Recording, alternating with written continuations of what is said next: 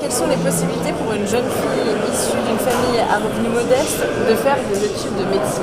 A priori, c'est possible que cette jeune fille puisse bénéficier d'une bourse d'études qui lui permettrait d'aller jusqu'au bout des études de médecine sans trop de soucis financiers. C'est des études qui demandent beaucoup de temps, beaucoup d'intensité, beaucoup d'engagement.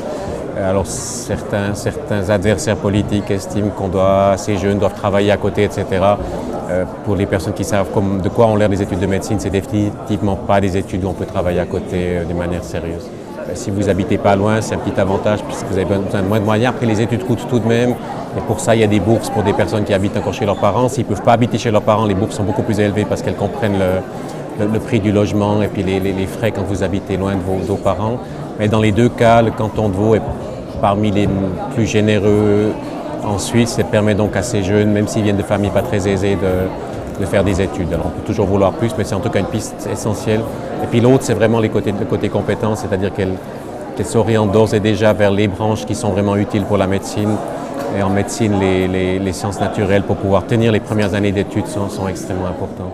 Bon, il y a plusieurs possibilités maintenant. On a vu dernièrement le peuple suisse a refusé de généraliser l'octroi de bourses d'études, mais dans les cantons, il existe maintenant un concordat intercantonal qui attribue des bourses d'études. On peut aussi avoir des prêts.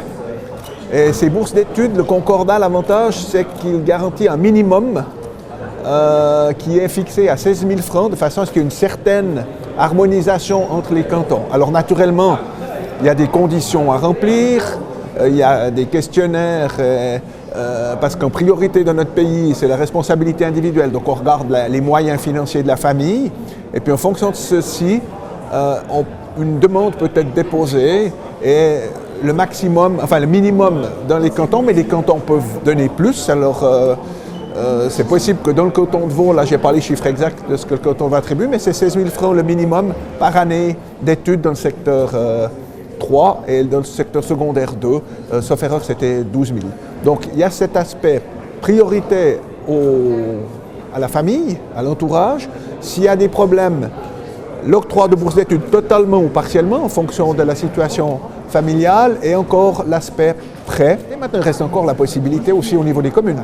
Mais en priorité, il faut toujours se rappeler que c'est quand même la famille, les proches qui doivent tout faire en fonction des moyens qu'ils ont à disposition pour appuyer leur enfant étudiant.